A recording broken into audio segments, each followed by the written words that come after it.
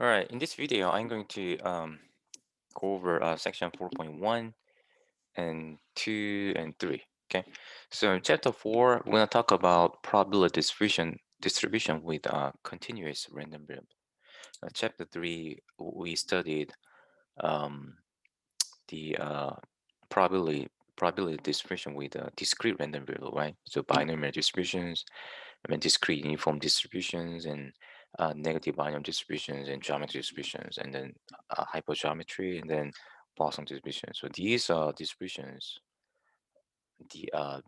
were built based on the discrete random variable, right? So now in chapter 4, um, yeah, I'm going to talk about the probability distribution with continuous random variable. It means that random variable is a function from the possible outcomes event to the real number. Okay, so finite or infinite. I mean, the e number, either finite or infinite, of real numbers. Okay, so now let's see the probability distribution. Section 4.1.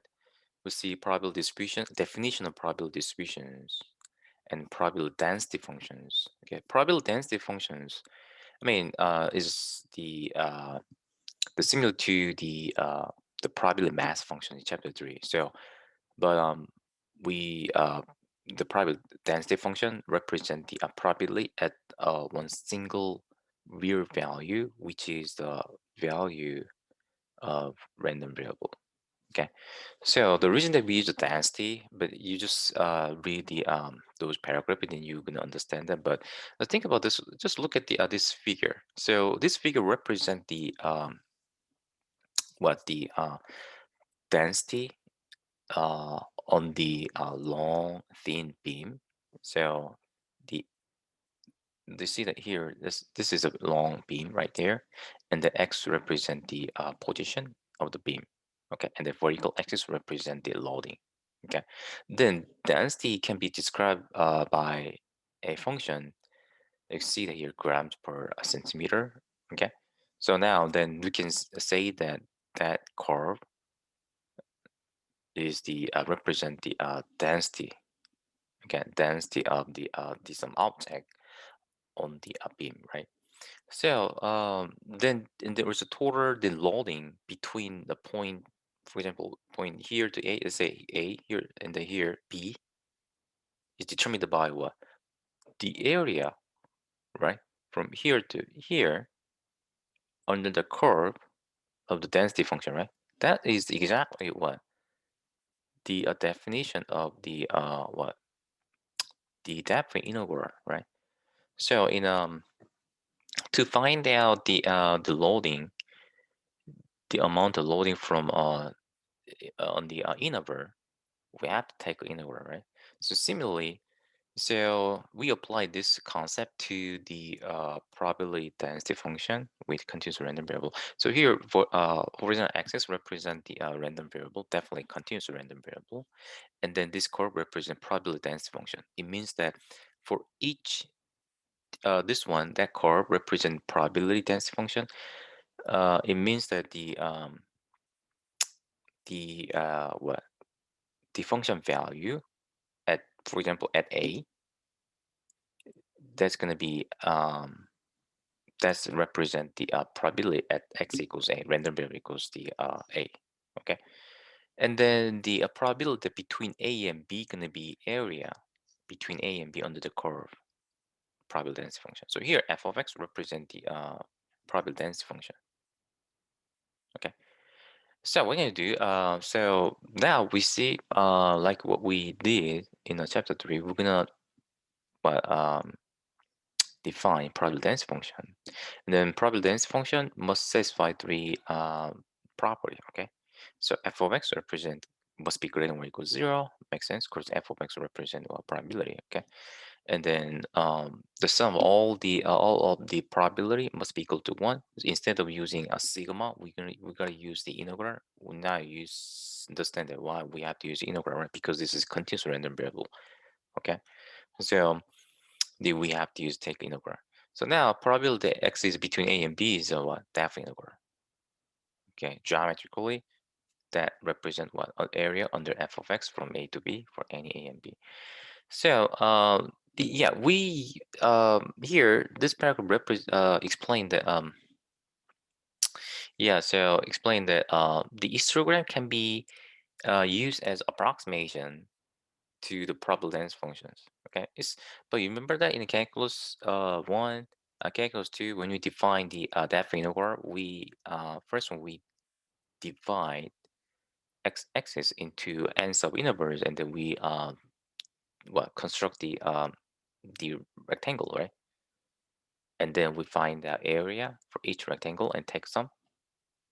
That's gonna be Riemann sum, right? Definition of Riemann sum, and then the adding the concept of limit, that was the definition of depth integral, right? Likewise here, the histogram can be used as approximation to the probability density function. Okay, so the give me a second. So yeah, here. By the way, so if x is a continuous random variable for any x1 and x2, so the inequality equal sign can be ignored. Okay, so whether or not equal sign here or not, those four probability must be equal. Okay, why? Because back to here, because eventually, the probability x is between a and b, even if a is not included or b is not included, the value of integral must be equal, right? It makes sense, right?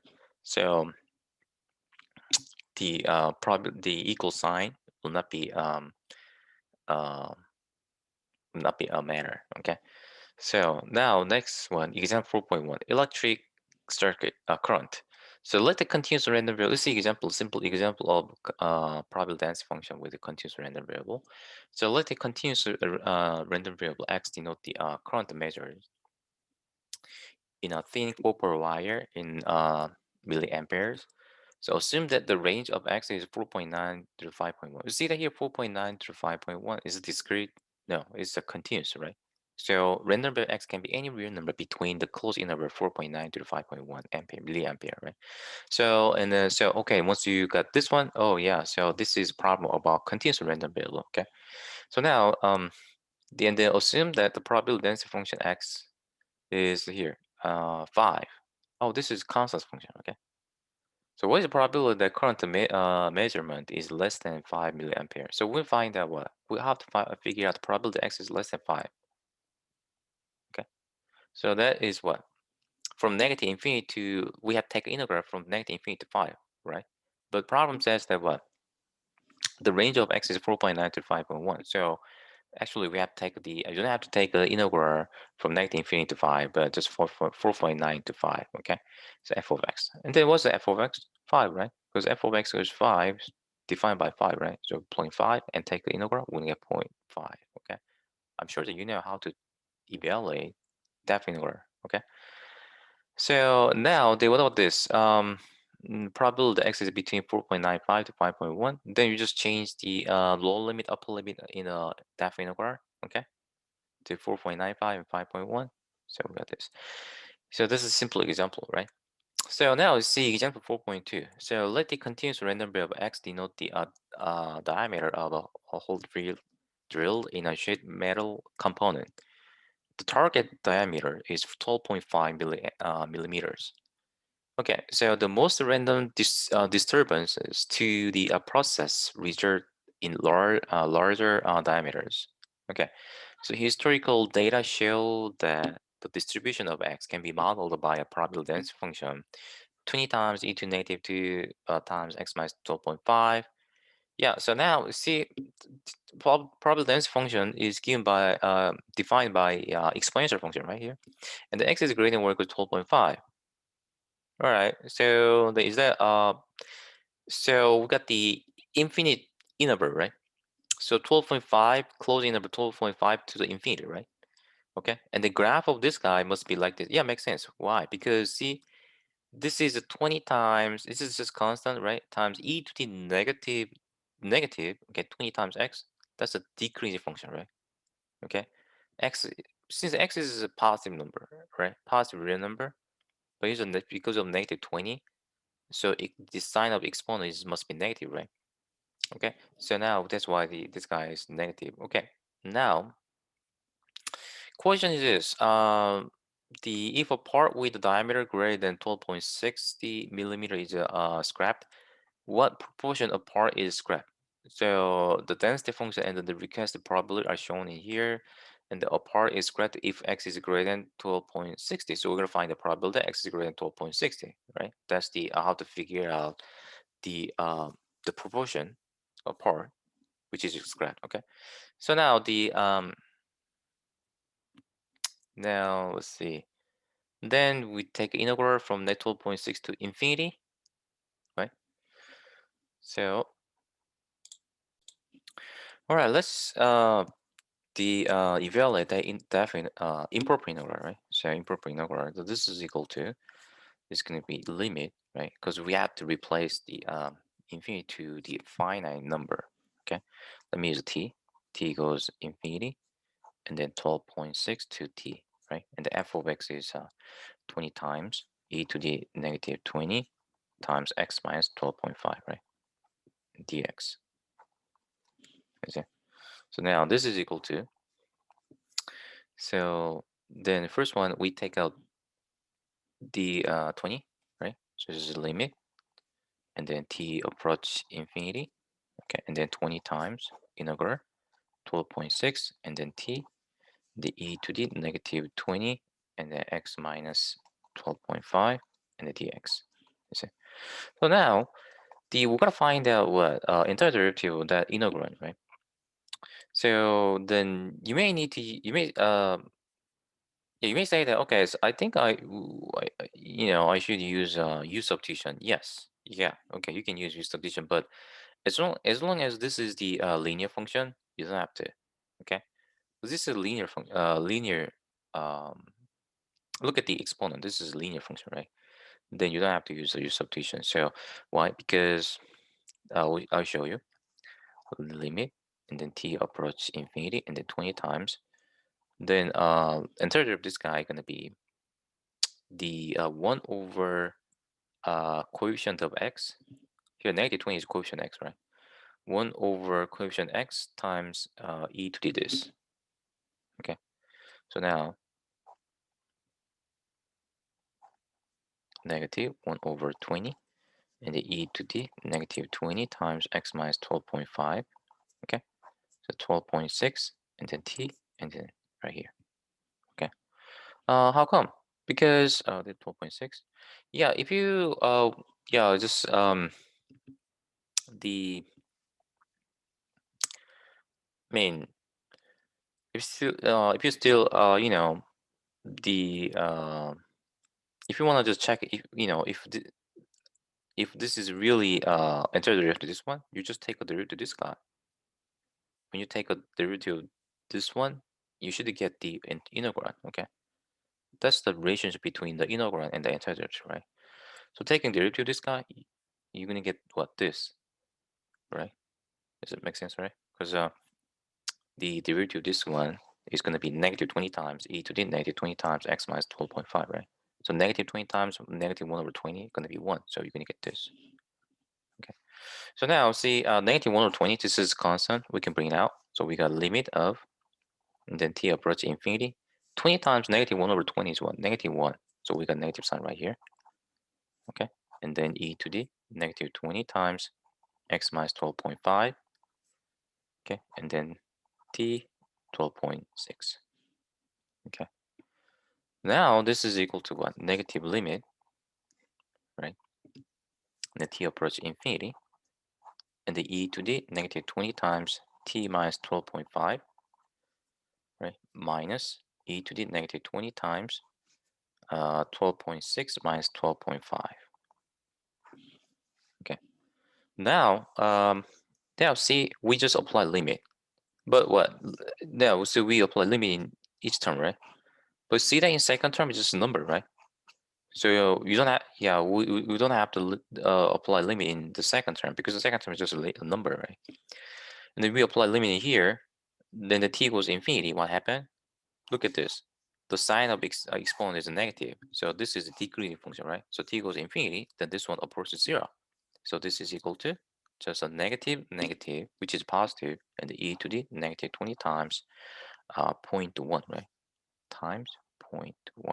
Because 12.6 minus 12.5 is a 0.1, right? So this is equal to, what, excuse me, e to the negative 2, right? Negative 2. Okay. So the what actually, so in a the when you deal with the probability distribution with a continuous random variable, normally you have to, I mean, to find out the probability, you, yeah, most of cases you have to take integral. So integral is essential, okay, technique to find out probability, this probability, okay, in a probability distribution with a continuous random variable. So we just I just calculate the evaluate the integral. So so e to negative 2 is approximately 0.135. Okay. So now, and then when you find the probability x is between 12.5 to 12.6, then you have to take a definite integral. So I'm not gonna do this. Okay, evaluate this one. So I believe that the you master the calculus too. So I believe that you can easily evaluate that this kind of definite integral. Okay, so let's move to the 4.2. So cumulative distribution functions. So look at this. Cumulative distribution functions for our continuous random variable x is defined by this. Probability x is less than x. The capital letter X represent the random variable. The lowercase x represent the specific value of random variable. Okay. So this is what, by definition of probability density function, the that probability must be equal to negative infinity to x at the f of u du, right? So now we'll see. Mm, now look at this example 4.3, electric current. Okay, so continuing to look at the example using the example 4.1, the cumulative distribution function of the random variable x consists of the three expressions. So first one, if x is less than 4.9, first one, f of x equals 0. So remember that 4.1, let's see.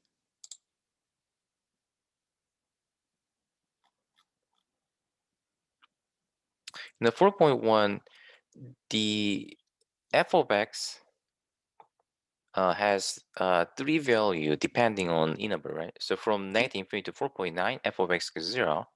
And then from 4.9 to 5.1, f of x has value 5. And then 5.1 through the infinity, f of x is 0, right? Okay. So, it's kind of, we can express f of x as piecewise function, right? Negative infinity to 4.9, 4.9 to 5.1, and then 5.1 through the infinity. Okay. So, now see, then the capital letter F of x, which is, let me say CDF, okay? So probability density function, PDF stand for probability density function, and the CDF stand for cumulative distribution function. So CDF going to be 0 for any x less than 4.9. Then the CDF is defined by integral 4.9 to x if x is between 4.9 to 5.1, okay? But, so what is f of u? This is a PDF, right? In example 4.1, PDF was defined by a 5 constant function. So replacing f of u by 5 and then take integral, we're gonna get this 5x minus 24.5. And then if x is greater than or equals 5.1, then CDF is defined by 4.9 through x. Keep in mind that doesn't mean 0, okay? So we what? We're gonna evaluate this, the integral, the f integral with f of u equals 5, then and then we're gonna get the 1. I mean, So how come why this is equal to what's difference between this one and this? Here, think about this. We plug in what 5.1 into x because I show you. Give me a second. All right, think about this. So here, then what? Since f of u, we consider f of u as a piecewise function, so we have to divide the limits of integral into two integrals. Okay, it could be three, but let's see. But 4.9 through the 5.1, then f of u defined by 5, right? D u plus 5.1 through the infinity. Okay, and then in that interval, f of u PDF is defined by 0, right? Du. This is going to be 0. And that is equal to what? 5 times, right? 5 times 5.1 minus, is it? And then 5 times 4.9, right? Which is equal to 1. So the CDF can be expressed as like this: 0, 5x minus 24.5, and 1. And then graphing f of x, plotting f of x, then we're going to get this. Okay, so you need to figure out what the equation. You need to figure out the what definition of CDF by looking at the graph. Okay, so from the PDF, you should know how to figure out the CDF from the PDF, and also graph of the CDF. You should know the how to figure out the definition of the CDF by from the graph of the CDF. Okay, keep in mind this. Now we can figure out the PDF from the CDF. Okay, so look at this. The integral, that's the definition of the CDF, right? But when you take a derivative, then by the fundamental theorem of calculus, part what one, right? Part one, we get this f of x.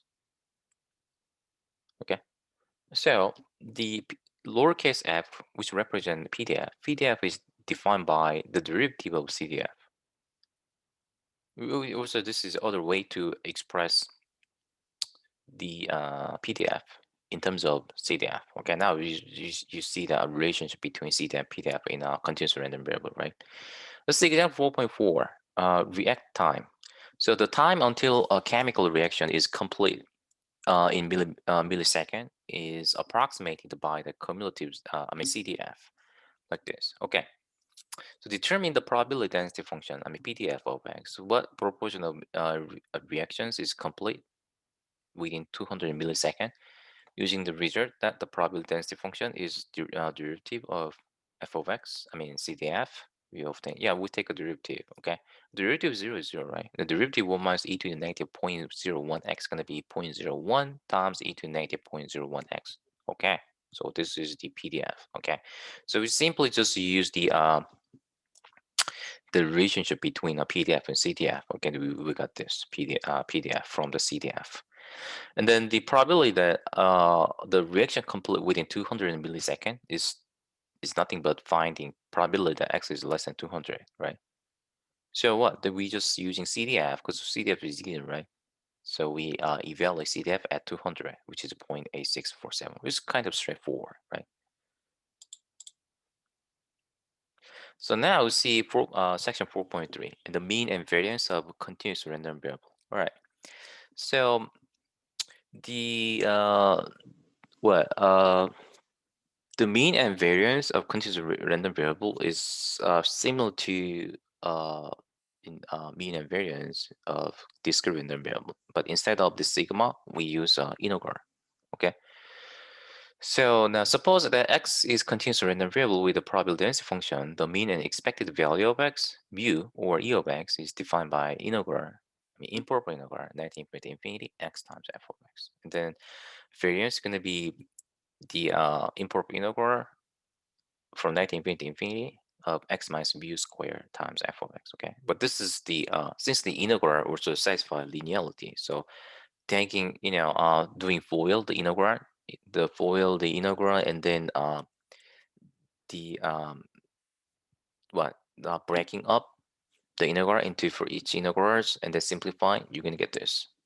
Okay, this one.